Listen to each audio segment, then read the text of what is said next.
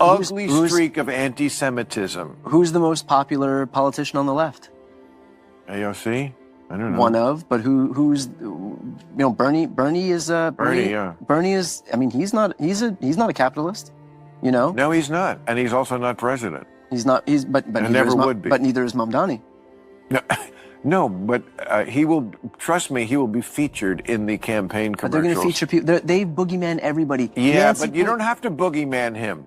He does it to himself. Bill Maher is back with another sharp critique. This time, he's turning his gaze on the Democrats and one of their rising stars, Zohran Mamdani. In his latest monologue, Maher dissects what he sees as the cracks forming within the DNC, arguing that the party's direction and Mamdani's brand of democratic socialism could spell trouble for its future. It's a candid, thought-provoking take on where American politics might be heading next. Buckle up, this one's worth watching. It seems to me that there are two pillars that this country is founded on. One is democracy, and one is capitalism, free markets. And it seems like one party wants to get rid of one, and the other party wants to get rid of the other, right? The Republicans are not that, democracy is just not number one on their list. It just isn't. It isn't. It's behind Christianity and a few other things. And the Democrats, I mean, I read these 74% are for democratic socialism. Only 16% favor capitalism. Is this going to be a country that I don't recognize in 5 to 10 years if we don't have these two pillars? Okay, let's make one thing clear. It's not that Republicans have an issue with democracy, it's that they believe in fairness. For years, they've watched as left-leaning media outlets and their loyal supporters have relentlessly targeted them, especially former President Donald Trump. From unverified reports to sensational headlines, the goal always seemed to be the same: to make the Republican Party appear undesirable to the public. These repeated attacks have chipped away at trust in journalism and deepened political divides. So the real question is this: if misinformation and false narratives have caused so much harm, isn't it fair to hold those responsible accountable? After all, democracy thrives not on deception, but on truth, transparency, and equal treatment under the law. If we don't, I mean, where are the Democrats going with this? If Mamdani is the face of the Democrats on the East Coast and Katie Porter is the face on the West Coast, I don't know if that's great politically for that party. Bill Maher is asking some legitimate questions here. Both Zohran Mamdani and Katie Porter are rising political figures whose views have stirred strong debate about the direction of the country. Mamdani, a self-proclaimed democratic socialist, advocates for rent freezes, publicly owned grocery stores, fair free public transit, and higher taxes on large corporations and the wealthy. His vision, though idealistic to some, leans toward an economy heavily shaped by government control. Porter, on the other hand, supports the idea that transgender identifying men should be allowed to compete in women's sports, an argument she frames around inclusion and equality. On the surface, both politicians appear to champion fairness and progress, but beneath the rhetoric lies a more complicated reality, one that raises serious questions about fairness, economic sustainability, and the balance between compassion and practicality in shaping America's future. New York is New York. It's definitely it's the media capital, the financial capital.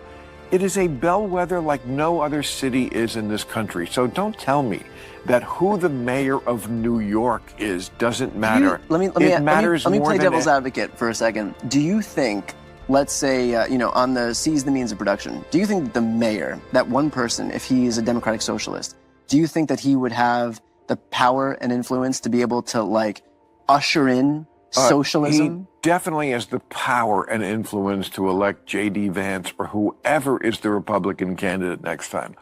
It is a walking commercial for the Republican Party nationally. I think the Republicans are going to... When you let the Democrat socialists, and now they're actually calling themselves socialists, when you let them take over a major American city, this is what you get. The state-run grocery stores, which work so well in Cuba and the Soviet Union and Venezuela.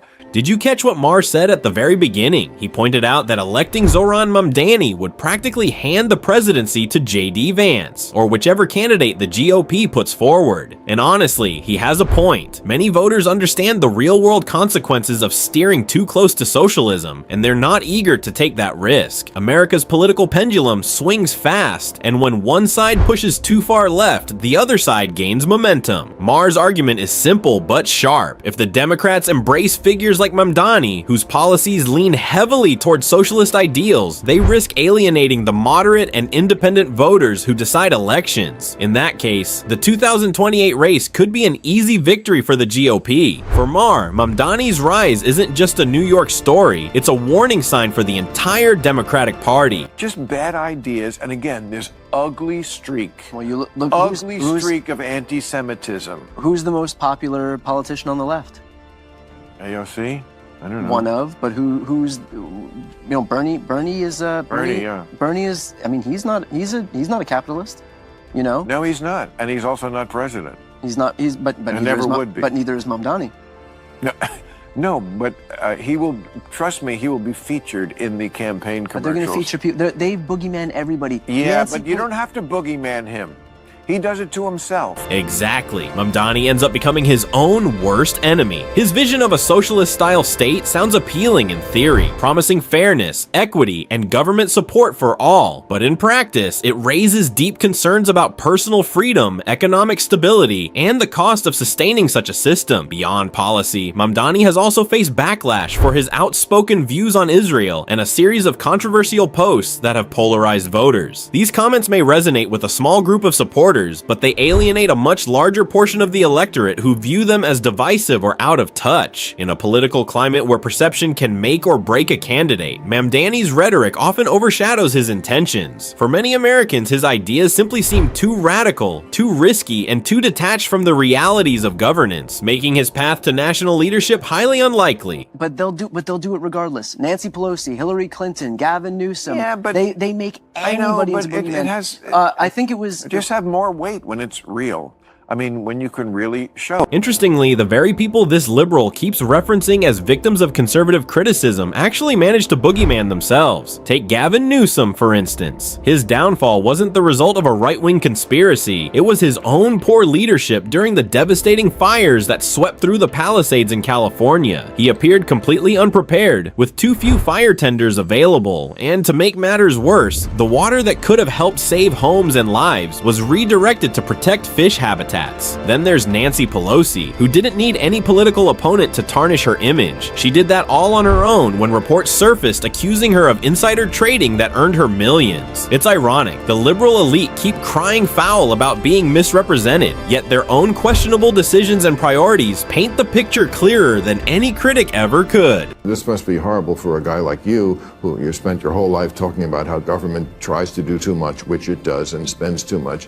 And here you have Trump, who is the Republican, who is aggrandizing more power than anybody, as we just talked about.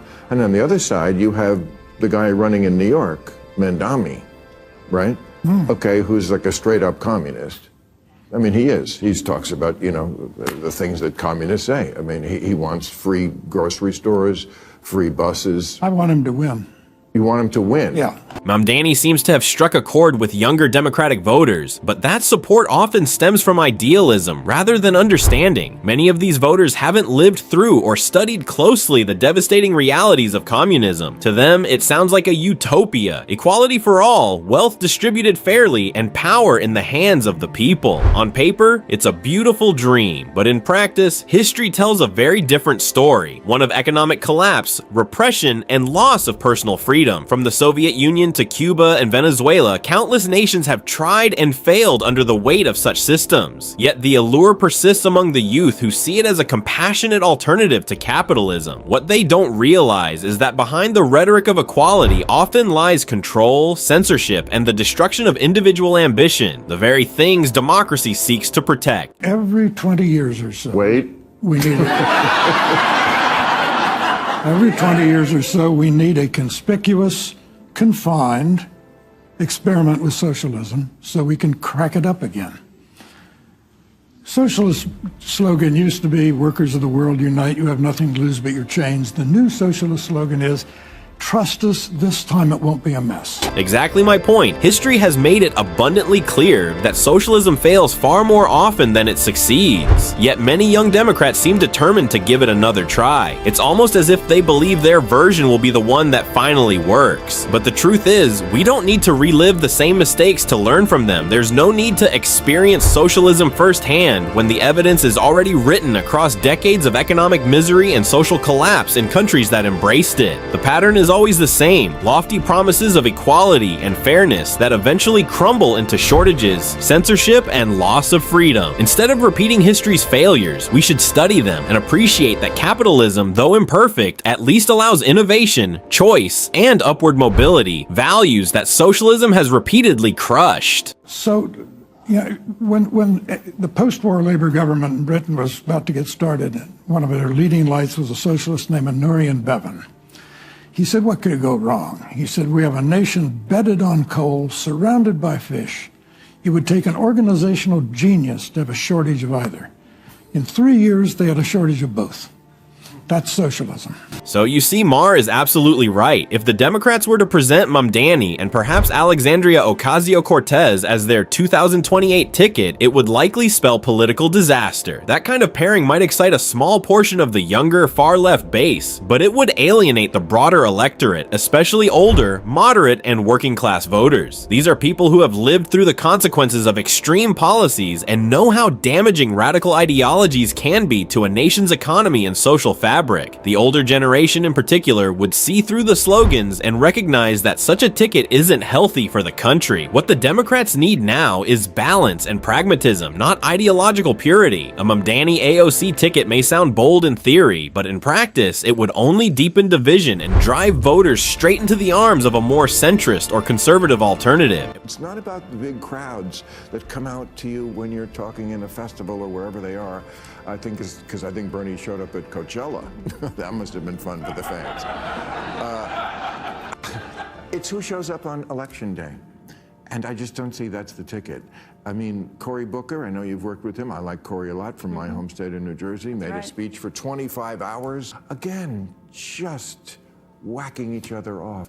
This is just not what's going to get the job done. What the Democrats truly need right now is a candidate who is firmly grounded in reality, someone who understands the everyday struggles of ordinary Americans. The party has spent far too long in echo chambers, debating abstract issues and identity politics, while voters are increasingly worried about real-life concerns: the rising cost of living, job security, and economic stability. People aren't waking up thinking about ideological rights debates. They're thinking about how to pay rent, afford groceries, and keep their families afloat. To regain the trust of the public, Democrats must step out of their political and cultural bubbles and start listening to people with diverse opinions, not just those who echo their own views. They need a leader who can bridge the gap between progressive ideals and practical solutions, someone who connects emotionally, economically, and realistically with the nation's heartbeat.